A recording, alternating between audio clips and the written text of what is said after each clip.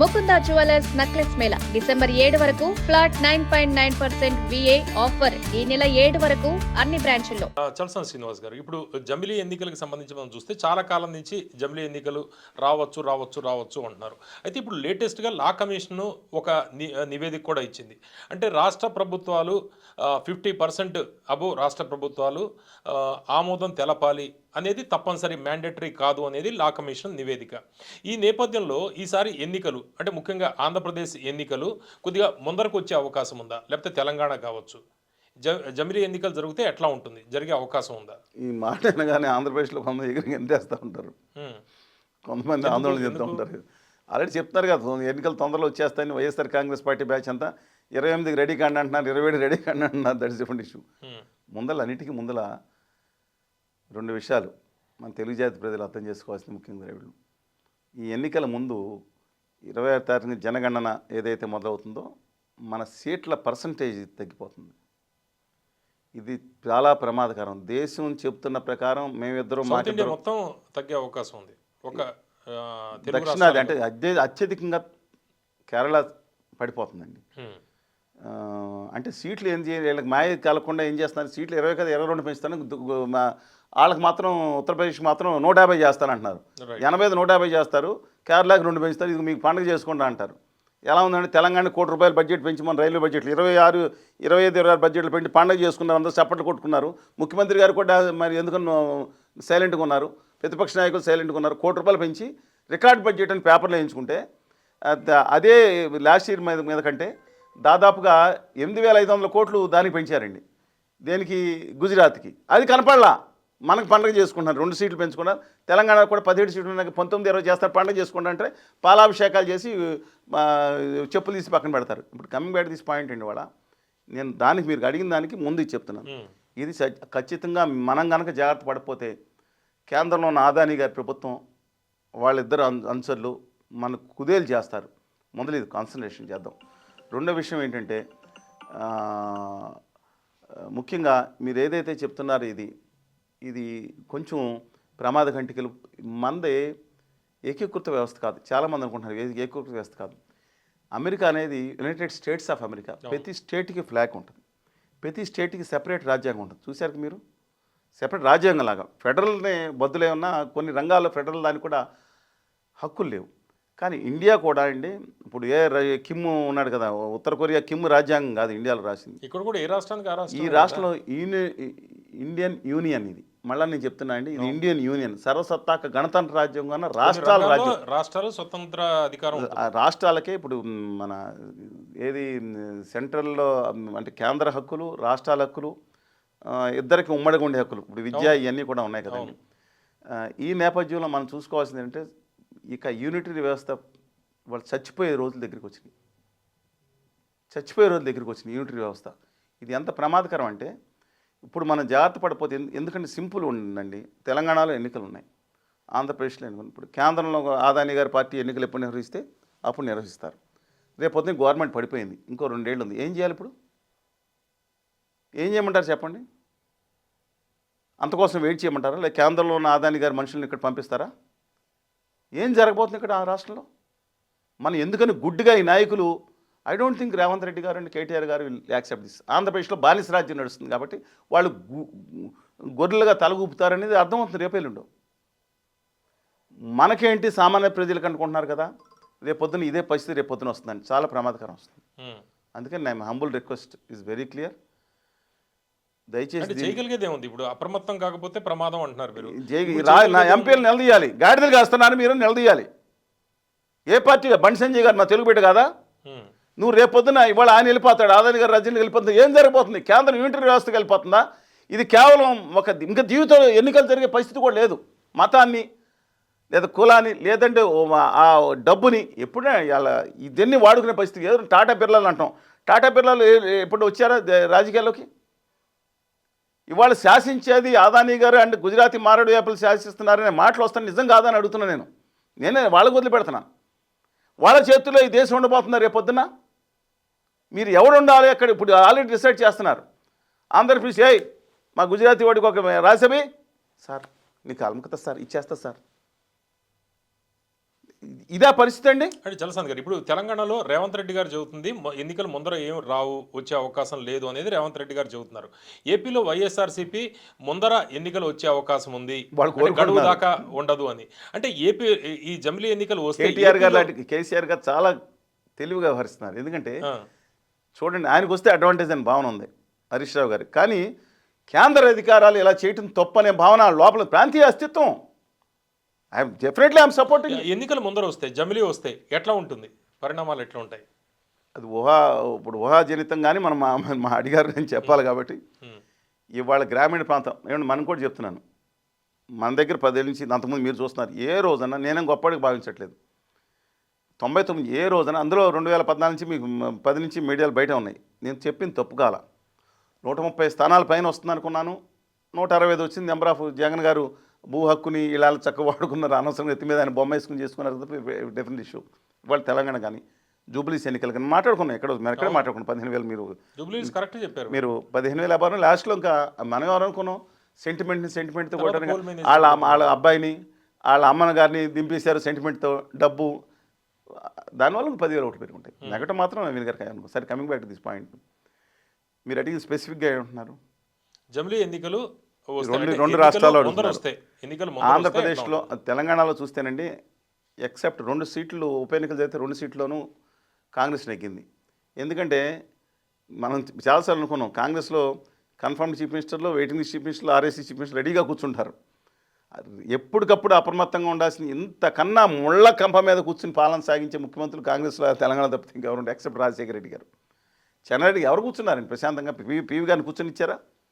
నిజాం సంజయ్ రెడ్డి గారు అహంతో ఆయన కూర్చున్నాడు. ఎలా చేశారో మనకు తర్వాత మాట్లాడుకుందాం ఆయన ఏం చేశారనేది.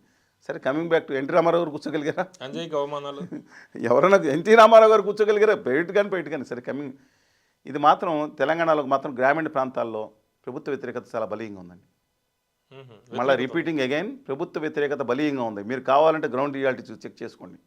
ఇవాళ రాజకీయంగా కాంగ్రెస్ ఉంది, మళ్ళీ వాళ్ళందరూ గొడవ చేస్తా అనుకుంటారు. కానీ ఇవాళ వాళ్ళ కుటుంబం గొడవ లేకుండా ఉంటే, హరీష్ రావు గారు చాలా పొలిటీషియన్, ట్రబుల్ షూటర్ అనుకున్న నాలెడ్జ్ ఉన్న షూట్ పొలిటీషియన్.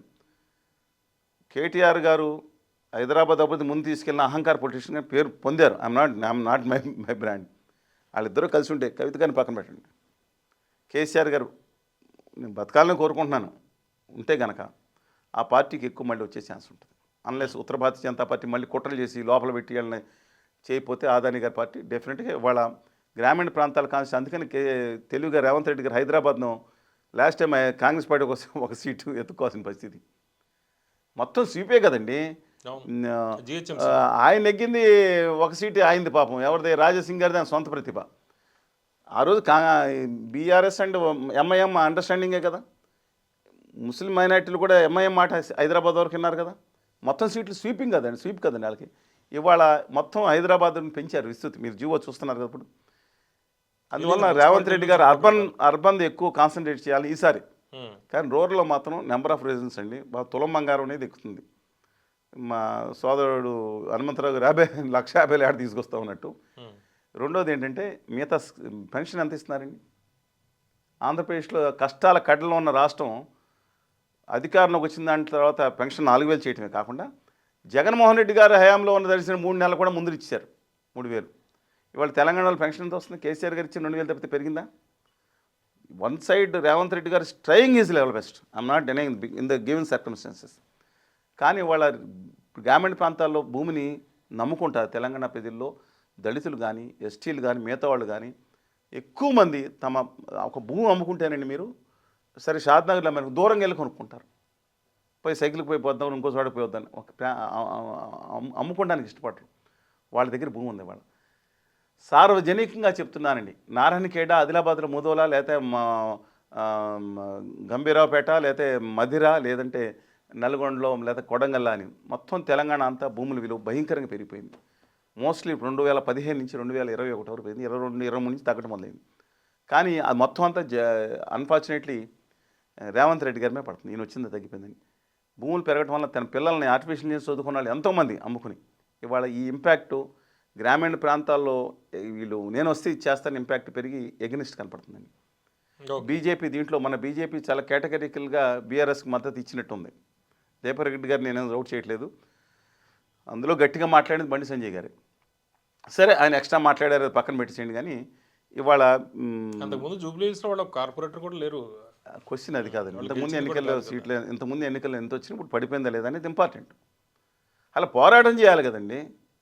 మీరు పోరాటం చేసినట్టు నటించారంటున్నారు, ఎక్కడికైనా పడిందని. పోరాటం అంటే డిఫరెంట్ ఇష్యూ. ఓకే, ఏపీ పరిస్థితి ఏంటి? అందువల్ల బీజేపీ అనేది ఇంపార్టెంట్ రోల్ ప్లే చేస్తుంది. బీజేపీ అండ్ బీఆర్ఎస్ని దారిలో తెచ్చుకోవడానికి ప్రయత్నిస్తే ఆ రెండు కనుకైతే అల్టిమేట్గా వస్తాయి. అది తెలంగాణకి శాపం అవ్వచ్చు, అది ఓకే, రైట్. అది నా అభిప్రాయం, నా వ్యక్తిగత అభిప్రాయం. కానీ బీఆర్ఎస్ అవుట్రైట్గా గట్టి పోటీ ఇచ్చి నెంబర్ 1 స్థానంలో బీఆర్ఎస్ ఉండే అవకాశం ఉంటుందని.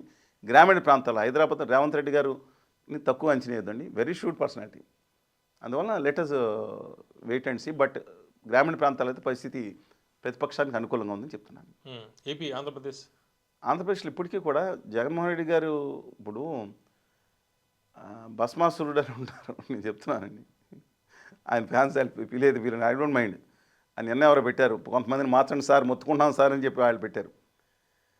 జగన్మోహన్ రెడ్డి గారు తన దానికి తను కన్ఫర్మ్ అయ్యి ఆ నవరత్నాలు ఇంకో దశరత్నం యాడ్ చేసి పోనే కొన్ని చాలా వరకు అమలు చేశారు. 7 రత్నాల వరకు అమలు చేశారు, 2 మైనస్ పాయింట్. ఆయన పని ఆయన చేసుకుని హోదా విభజనాన్ని తీసుకుని పిల్లల్ని వాళ్ళందరికీ ఇండస్ట్రీ పెట్టిస్తుంటే 20-30 ఏళ్ళు ఆయన అన్నారు కదా, ప్రతి ఇంట్లో ఆయన ఉండిపోయేవాడు. మాలాంటి వాళ్ళకి హోదా విభజన అమలు చేస్తే మాకేంటండి, ఆయన మీద తిరుగుబడి 2019లోనే ఆయన అధికారం వచ్చి 45 రోజులైన కాకినాడ అన్ని కలెక్టరేట్లు ధర్నా చేసి ముట్టడి ఇచ్చాం మేము. 90% మీడియాలు చూపించలేదు. రాష్ట్రం తిరిగాం, 26 జిల్లాల్లో ధర్నాలు చేసాం, ఢిల్లీలో ధర్నాలు చేసాం, రాష్ట్రం తిరిగాం, పాదయాత్ర బస్ యాత్ర. 99% మీడియాలు చూపించలేదు, పక్కన పెడదాం.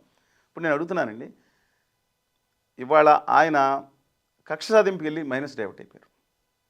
కక్ష సాధింపుకి వెళ్ళి ఆయనే అన్నారు కదా, it should be centre of the state capital, ample water ఉండాలి సెంటర్ ఆఫ్ నేను ఆయన అన్నారు. నేను ఇంకా రాజమండ్రి కోరుకున్నాను, మా గోదావరి జిల్లాలో పక్షపాతం ఏమని అనుకోండి. సరే పెట్టారు, కృష్ణానది కింద పెట్టారు, అయిపోయింది. ఇప్పుడు పరకామణి ఉంది, ఈ సెంటిమెంట్ ఇష్యూ. పెద్దానికి పూర్వం దీంట్లో 100 పెద్దానికి రెడీ అయిపోయి వచ్చేస్తున్నారు ఆయన. మాట్లాడేప్పుడు విజయవాడ వరదలప్పుడు చాలా చక్కగా మాట్లాడారు. ఎందుకని మీరు అలర్ట్ చేయలేదు, ఇలా ముందు అలర్ట్ చేయాల్సిన అవసరం. చాలా చక్కగా మాట్లాడిన వ్యక్తి. చంద్రబాబు కొంపను కాపాడటానికి అది గేట్లు ఎత్తేసి అసలు ఇది రైట్ సైడ్ ఉండి అసలు సంబంధమే లేని విషయం మాట్లాడారు, మొత్తం పోయింది. ఇవాళ కూడా ఆయన చక్కటి సలహాదారుని పెట్టుకుని కాన్సన్ట్రేషన్ చేయగలిగితే చాలా గట్టి పోటీ ఇస్తారు. బట్ ఇవాళ పర్మిటేషన్ కాంబినేషన్స్ ఇవాళ ఆయనకి 39.37% వచ్చిందండి. 2019లో టీడీపీకి 39.17% వచ్చింది, 23-11 వచ్చింది. ఇవాళ కూటమికి 56% ఓట్లు వచ్చింది అందరు కలిపి. ఇవాళ కూడా కూటమి స్ట్రాంగ్గానే ఉంటుంది. కూటమికి ఇది ఇవాళ కూడా వాళ్ళకి అనుకూలంగా ఉంది. జగన్మోహన్ రెడ్డి గారి గ్రాఫ్ పెరిగినా సరే తగ్గినా సరే ఇవాళ ప్రీమెచ్యూరిటీసే. బట్ నాకున్న అభిప్రాయం ప్రకారం ఇవాళ కూడా కూటమి ఆధిపత్యంలో ఉంటుంది. దానికి కారణం ఏంటంటే జగన్ గారు వస్తే మళ్ళీ ఏం చేస్తాను భయపడు, బికాజ్ ఆఫ్ వాళ్ళ కొంతమంది చర్యల వల్ల. కొంతమంది పాజిటివ్గా ఉన్నారు ఇన్ ది స్కీమ్స్ అని, బట్ అది ఆలోచించుకోవాలి. బట్ ఇంకో సిచ్యువేషన్ ఏంటంటేనండి, భారతీయ జనతా పార్టీ ఇవాళ కూడా తన దత్తపుత్రుడిలా అనలేదు కానీ సొంత పుత్రుడిలా చూసుకుంటానని నిర్మలా సీతారామన్ గారు ప్రకటించారు. ఇప్పుడు కూడా ఆయన ఆశీస్సులు మోడీ గారు లాంటి వాళ్ళు చంద్రబాబు నాయుడు గారు నమ్ముతారని నేను అనుకోను. నేను రాసిస్తాను అని చెప్పను కానీ ఖచ్చితంగా చెప్తాను, అందరికీ తెలిసి ఇది. అమిత్ షా గారు కూడా అసలు నమ్మరు. అందువలన 27లో ఎవరు ముఖ్యమంత్రి అవుతారని నా ఉద్దేశం ప్రకారం in the next couple of 2 years రాష్ట్రానికి, ఆంధ్రప్రదేశ్ రాష్ట్రానికి కాబోయే ముఖ్యమంత్రి లోకేష్ గారు అవుతారు. సీఎం అభ్యర్థి, కూటమి అభ్యర్థి కాదండి, అభ్యర్థి కాదు, ముఖ్యమంత్రిగానే ప్రమాణ స్వీకారం చేసే అవకాశం ఉండొచ్చు ఆయన. ఓకే, ఇప్పుడు కేటీఆర్ గారి విషయంలో కేసీఆర్ గారు చేసిన మిస్టేక్ చేయరు. పైగా కేసీఆర్ గారు ఇంట్లో ఒత్తిడిని లెక్క చేయడైనా, బాబు గారు ఇంట్లో ఒత్తిడి లెక్క చేస్తారు, తప్పని పరిస్థితి అండి ఆయనకి. అందువల్ల ఆయన పాదయాత్ర అంటున్నారు అంటే ఎన్నికలు ముందర ఉండే అవకాశం ఉంది కాబట్టి పాదయాత్ర కూడా చాలా త్వరలో జగన్మోహన్ రెడ్డి పాదయాత్ర చేయబోతున్నారు. 1 year పాదయాత్ర చేస్తే ఈలోగా ఎలక్షన్స్కి మూడ్ వచ్చేస్తుంది అనేది ఉంది. అప్పటికే రెడీ అయిపోయారు ఆయన ఇప్పటికే ఆయన యుద్ధంలో దిగిపోయారు. చంద్రబాబు నాయుడు గారిలో ఉండి నేను తప్పట్ను. ఈ staying is level best to keep the Amaravati on track అండి. పోలవరం ట్రై చేస్తున్నారు. కేంద్రం నుంచి సహకారం లేదు, ఆనెస్ట్గా అని చెప్పలేరు. చెప్తే షెడ్కి వెళ్ళిపోతారు మళ్ళీ. కేంద్రం చేసింది కదండి అది. అందువలన అంటే రాష్ట్ర ప్రయోజనాలు రాజీ పడుతున్నారంటారా? ఖచ్చితంగా రాష్ట్ర ప్రయోజనాల విషయంలో మొట్టమొదటిగా రాజీ పడుతున్న వ్యక్తి సనాతనవాది ఆమెన్ గారు. ఉమ్, ఆమెన్ అన్నారు. నాకు ఎందుకు మీరు దయచేసి నువ్వు చెప్పండి. ఆమెన్ అంటే క్రిస్టియన్ పదజాలం అది. నేను ఉత్తర ఆర్య సనాతనవాదిని ఆమెన్ అన్నారు. నాకు అర్థం కావట్లేదు ఇంతవరకు, ఎవరికి అర్థం కాలేదు. సరే మీకేమైనా తెలిస్తే. అంటే చలసాని గారు ఇప్పుడు ఆయన రాష్ట్ర ప్రయోజనాల నెక్స్ట్ విషయంలో- చంద్రబాబు గారు, తర్వాత కాంప్రమైజ్ అయ్యేది జగన్మోహన్ రెడ్డి గారు. అంటే రాష్ట్ర ప్రయోజనాల విషయంలో చంద్రబాబు గారు, పవన్ కళ్యాణ్ గారు రాజీ పడుతున్నారు అంటున్నారు. జగన్మోహన్ రెడ్డి గారు కూటమి కూడా బలంగా కొంతవరకు. ఉందంటున్నారు. ఎట్లా ఇది? ఏదండి? కూటమి బలంగా ఉందంటున్నారు, వీళ్ళు రాజీ పడుతున్నారు ప్రజలకు అంటున్నారు. తెలిస్తే కదా. ఎవరు చెప్తున్నారు? ఉమ్, ఎంతమంది చెప్తున్నారు? వాళ్ళ పోలవరం విషయంలో ఆంధ్రప్రదేశ్ హక్కుల్ని తీసుకెళ్లి బడ్జెట్లో ఎక్కడా లేనట్టు ఈ దేశ పార్లమెంట్ చరిత్రలోనే బడ్జెట్లో ఒక ప్రాజెక్ట్ని ప్రపంచంలో ఎక్కడ మల్టీపర్పస్ డెట్ స్టోరేజ్గా లిమిట్ చేస్తాం బడ్జెట్లో అని చెప్పిన చరిత్ర లేకపోతే దాన్ని దొంగదారిని దొడ్డిదారిని రాస్తే దాన్ని కూడా ప్రజలకు నేను జయలక్ష్మి గారు తిరుపతిలో మీటింగ్ పెట్టాం, నేను మిగతా రైతాంగ విజయవాడలో విశాఖపట్నం అన్ని చోట్ల పెట్టి చెప్తుంటే ప్రజలకి చేరలేదండి. 99% మంది ప్రజలకు తెలియదు మేము చెప్పిన విషయాన్ని. ఇంత దుర్మార్గంగా, ఇంత ద్రేయంగా, దారుణంగా పోలవరాన్ని 135 అడుగులు నీటి నిల్వకి డ్యామ్ కడతారు 500 బీడు కట్టుకుని తర్వాత విషయం.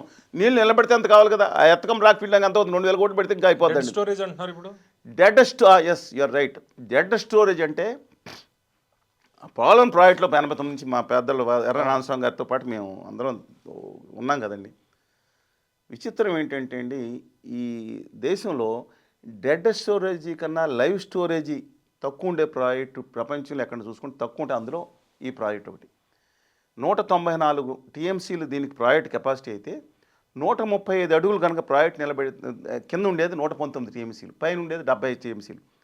ఇప్పుడు ఏం చేశారంటే నీటి నిల్వ ఎందుకంటే 40,000 కోట్లు ఇంకా కేంద్ర ప్రభుత్వం ఇవ్వాలి, ఉన్న 12,000 కోట్లు కాకుండా. అది చాలా రిహాబిలేషన్ రీసెటిల్మెంట్. అంటే ఇలా కొండ ఉందనుకోండి, ఇక్కడ దాకా సెటిల్మెంట్ ఇస్తే కొండలోకి మనుషులు ఎలా వెళ్తారు? మిగతా వాళ్ళని తెంపాలి కదా. వాళ్ళకి ఇడ్లు కట్టిస్తారంట. వాళ్ళు సావని అంటున్నారు. ఇదా నాగరిక ప్రభుత్వం. బడ్జెట్లో ప్రవేశపెడితే 35 మంది ఎంపీలకు నేను చెప్పాను, లేఖలు రాశాం. లేఖలు అంటే ఈమెయిల్స్ ఇచ్చాను. మిగతా వాళ్ళని పబ్లిక్గా చెప్తే ఇద్దరే స్పందించారు. ఒకళ్ళు లావు శ్రీకృష్ణదేవరాయలు గారు, రెండో ఆయన మిథున్ రెడ్డి గారు. ఎవరైతే నాకేమండి, మిథున్ రెడ్డి గారు పార్లమెంట్ కూడా మాట్లాడారు. ఇవాళ దాన్ని పక్కన పడేసి దాన్ని డెడ్ స్టోరేజ్ ప్రాజెక్ట్ కింద చేయడానికి. అది కూడా కాదు, ఇంకా కుట్ర ఏంటంటే ఎత్తకం బ్లాక్ ఫీల్డ్ 150 కట్టేసాం అని చెప్పి ఆదాని గారి వాళ్ళ శిష్యులు ఇద్దరిని దండం పెడతానికి సిద్ధమవుతుంది. చాలా ప్రమాదకరమైన సంఘటన. రెండోది అమరావతి రాజధాని కోసం ఆయన తిప్పలు పడుతుంటే 15,000 కోట్ల చొప్పున 4 సంవత్సరాలు ఇస్తారని చెప్పి బీజేపీ ఉత్తర భారతీయ జనతా పార్టీ అధ్యక్షురాలు ప్రకటించారు. వాళ్ళ ఎంపీ గారు కూడా ప్రకటించారు. ఇవాళ గుండు సున్నా అంటే 1,500 కోట్లు ఎంత విధిల్చింది ఉన్నాయని. అది కాకుండా 2వ ఏడాది వచ్చింది, 3వ ఏడాది వచ్చింది, 4వ ఏడాది వస్తుంది. ఆయనకు తిప్పలు పడుతున్నారు. అంటే అమరావతి కాకపోతే ఎవరికి నష్టం? అంటే చలసాని గారు మీలాంటి వాళ్ళు ఫెయిల్యూర్స్ మొత్తం వరుస పెట్టి చెబుతున్నారు. ఇప్పుడు రేపు జగన్మోహన్ రెడ్డి గారు పాదయాత్ర, ఈ పాదయాత్రలో ఇలాంటివన్నీ కూడా ఫెయిల్యూర్స్ అన్ని ఎన్డీఏ కూటమి ఫెయిల్యూర్స్ అన్ని పబ్లిక్కి తీసుకెళ్తారు కదా. పబ్లిక్కి చెప్పగలిగితే రిజల్ట్ వేరే విధంగా ఉంటుంది అని మీరు చెబుతున్నారు.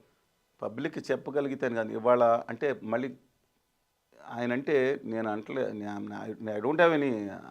ఇప్పుడు పోలవరం పూర్తి చేయాలని జగన్మోహన్ రెడ్డి గారు, చంద్రబాబు నాయుడు గారికి ఎందుకు ఉండదండి? సోమవారం పోలవరం పెట్టుకున్నారు కదా. ఆ కసి ఆయన కళ్ళలో దిగిపోయి ఎలక్షన్ అయిన తర్వాత కూడా బాధలో కళ్ళలో మనకు కనపడతా ఉంది. జగన్మోహన్ రెడ్డి గారికి ఎందుకు ఉండదు? వాళ్ళ నాన్నగారు ప్రారంభించారు, తనకు ఉండదు కదా. కానీ కేంద్రంలో వాళ్ళు దుర్మార్గం చేస్తున్నారు, ఎదుర్కొంటా వీళ్ళు తిట్టుకుంటున్నారండి. ఇప్పుడు జగన్మోహన్ రెడ్డి గారు రేపు అసెంబ్లీలోకి పాదయాత్ర చేస్తా, ఈ కళ్యాణ్ గారు మ్యారేజ్లు ఏంటి, చంద్రబాబు నాయుడు గారు ఇదే మాట్లాడతారు. వీళ్ళిద్దరూ జగన్మోహన్ రెడ్డి గారు వస్తే రౌడీజం వచ్చేది ఇది మాట్లాడతారు. ఇద్దరు హక్కుల విషయంలో లేదండి, హక్కుల విషయంలో కాంప్రమైజ్ అయిపోతున్నారు. కానీ వాళ్ళు రాష్ట్రంలో అధికారంలో ఉన్న మొదటి పార్టీ కాబట్టి నేను తెలుగుదేశాన్ని తిడుతున్నా, లేదా ఇంకోళ్ళు తిడుతున్నాను మీరు అనుకోవచ్చు. కానీ నేను నిర్మాణాత్మక వ్యవస్థను మార్చుకోండి అని చెప్తున్నాను. కళ్యాణ్ గారు నేనేం చేయలేదు, ఎందుకంటే ఆయన ఆల్రెడీ ఉత్తరాది సనాతనవాది దానికి మారిపోయారు. నేనేం చేయలేను దాంట్లో. ఒకనాటి అభ్యుదయవాది ఎంత గొప్పగా అనుకునే వాళ్ళని వాళ్ళ ప్రజలు ఇవాళ అయిపోయింది. మూడోది జగన్మోహన్ రెడ్డి గారు కూడా కాంప్రమైజ్. ఎందుకని అవుతున్నారు? కేంద్రం నిలదీయాల్సిన అవసరం ఉంది కదా. తక్కువ ఉన్నారు నలుగురు ఓట్లు ఇస్తారు గుడ్డిగా మనం తీసుకెళ్ళి బీజేపీకి ఏది కావాలని మద్దతు ఇస్తున్నారు కదా. కానీ అధికారంలో ఆయన ఉండగా ఆయన నిలదీశాం 2019. ఇప్పుడు వీళ్ళు అధికారంలో ఉండి వాళ్ళు మొత్తం అందరూ కాంప్రమైజ్ అయిపోతున్నారు. కానీ జగన్మోహన్ రెడ్డి గారు బయటికి కనుక వస్తే నేను నిజంగా చెప్తున్నా అండి, ఇవాళ ఒక మీటింగ్ పెడితే 2 రాష్ట్రాల్లో ₹1 ఇవ్వకుండా 25,000 మంది జనం రావాలంటే కళ్యాణ్ బాబు గారికి వస్తారు. నేను ఫ్యాక్ట్ 2 రాష్ట్రాలు. కానీ ఇవాళ మాత్రం చెప్తున్నా, జగన్మోహన్ రెడ్డి గారు కనుక బయటకు వస్తే చాలా ఖచ్చితంగా జనంలో నేను results very premature to decide అండి.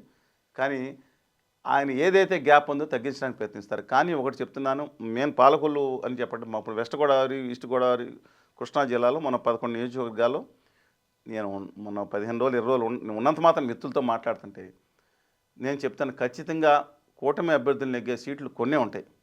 నాకు తెలిసి పాలకొల్లు, అవుట్ రైట్గా విజయం సాధిస్తారు. ఉమ్, విజయవాడ 3 అండి. అలాగా 4 సీట్లు 3 సీట్లు గట్టిగా కనపడుతున్నాయి నాకు కూటమి. ఉన్న 10ట్లో. మిగతా టఫ్ కాంపిటీషన్ కనపడుతుంది, ఉమ్, చాలా టఫ్ కాంపిటీషన్ కనపడుతుంది. ఇప్పుడు నేను నాట్ ఇప్పుడు విజయవాడలో ఇంకో సీట్లు ఉన్నాయి, 2 సీట్లు. ఆ, అది సెంట్రల్ అటు ఇటు ఉండదు కానివ్వండి, 1 టౌన్ కొంచెం వ్యతిరేకంగా కనపడుతుంది. అలాగే గుడివాడ వెళ్ళాను, మళ్ళీ మీకు ఆశ్చర్యంగా వస్తుందేమో, వాళ్ళ అమ్మాయిలు ఏమైనా అనుకుంటానండి, ఐ డోంట్ మైండ్. ఇవాళ గుడివాడలో నాని గారు ఉమ్, తిరిగి వచ్చే ప్రీమెచ్యూర్ టు సే, బట్ ఇవాళ నేను కావాలంటే వచ్చే అవకాశాలు కనపడుతున్నాయి. గన్నవరం? ఎందుకంటే 1 టైం ఎమ్మెల్యే రమ్మగారు నాకు తెలియదు, కానీ 1 టైం ఎమ్మెల్యేల కింద చాలామంది అయిపోయే సూచనలు కనపడుతున్నాయి. గన్నవరం ఏంటి పరిస్థితి? గన్నవరం కూడా టఫ్గానే ఉందండి. ఐఎమ్ నాట్ బట్ ఆయన ప్రజల్లో ఉన్న, నేను అప్పుడప్పుడు వస్తున్నా సరే డిఫరెంట్ ఇష్యూ. కానీ టఫే ఉంది. నాని గారు మాట్లాడిన, వంశీ గారు మాట్లాడినది, ఒక మాజీ ముఖ్యమంత్రి కుటుంబ సభ్యులు ఇండైరెక్ట్గా ఏది మాట్లాడినా సరే చాలా బాధాకరం అత్యంతంగా. ఉమ్, నేను టోటలీ ఆ రోజు చంద్రబాబు నాయుడు గారు ఏడ్చారంటే దాన్ని కూడా మీమ్స్ చేస్తారేంటండి? ఎవరి బాధ వాళ్ళకి తెలుస్తుంది, నేను చెప్తున్నాను, వేరే సంగతి. But different, that is different, politics are different. అవును. డెఫినెట్లీ ఆయన మాట్లాడటం, పదజాలం హేళన చేయడం, కులాన్ని తీసుకోవడం డెఫినెట్గా ఖండిస్తుంది. కానీ ఇవాళ గుడివాడలో పరిస్థితి ఏంటంటే, అంటే నేను స్వింగ్ చెప్తున్నానండి, ఉమ్, ఇంకా విజయం సాధించేవారు చెప్పుకోవడానికి స్వింగ్ చాలా అప్వర్డ్లో కనిపిస్తుంది. మేము చూసారంటే ఖచ్చితంగా చూశాను, ఖచ్చితంగా చెప్తున్నా. I'm not supporting either. వీళ్ళిద్దరూ కలిసి ఆంధ్రప్రదేశ్ హక్కుల కోసం పోరాడాలని నేను కోరుతున్నా. నా అభ్యర్థులు వాళ్ళిద్దరు కింద ఎవరైతే నగ్గినామండి, ఇద్దరు కాడి పడేసి కింద పడేసారు వీళ్ళు, అది నా బాధ. అందువల్ల లెటర్స్ వెయిట్ అండ్ చేయండి, ఇంకా చాలా దూరం ఉంది. ఎందుకంటే మీలాంటి వాళ్ళే ఇలా చెబుతున్నారంటే, ఎందుకంటే మీరు బాగా గ్రాస్ రూట్ లెవెల్లో నేను ఎప్పుడైనా తప్పు చెప్పానా అని అడుగుతున్నాను మిమ్మల్ని. మీకు గత 20 సంవత్సరాలు 10 సంవత్సరాల నుంచి ఉన్నారు, అవును. తప్పు చెప్తే తగ్గొచ్చు వేరే, కానీ ఇవాళ అంటే situation let us wait and see. దీన్ని ఎలాగా, ఎందుకంటే చంద్రబాబు నాయుడు గారు చచ్చి లేబుల్ అడ్మినిస్ట్రేషన్ 95 నుంచి 99 వరకు ఫస్ట్ లెగ్లో చాలా బాగా చేశారు. రాష్ట్రాన్ని తిరిగి ఫుటేజ్ ఎన్ని నిధులు వచ్చినాయో కేంద్ర మంత్రిత్వం ఆడి కేంద్ర ప్రభుత్వాన్ని చేతిలో పెట్టుకున్నారు, రాష్ట్రానికి లాభం చేశారు. 2000 నుంచి 2004 వరకు కొంచెం అహం పెరగ ఉండొచ్చు రాష్ట్రానికి అయితే, కానీ 2014 పాలన బాగోలేదు. నా పాత చంద్రబాబుని చూస్తారన్నారు, కనపట్టలేదు.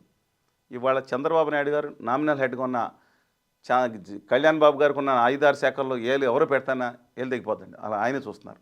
మిగతా శాఖలంటే సకల శాఖ మంత్రి కింద ఇప్పుడు కొత్తగా సజ్జల్ గారు తీసుకున్న పోస్ట్ని మరిన్ని అధికారాలతో వాళ్ళ లోకేష్ గారు చేపట్టారంటున్నారు.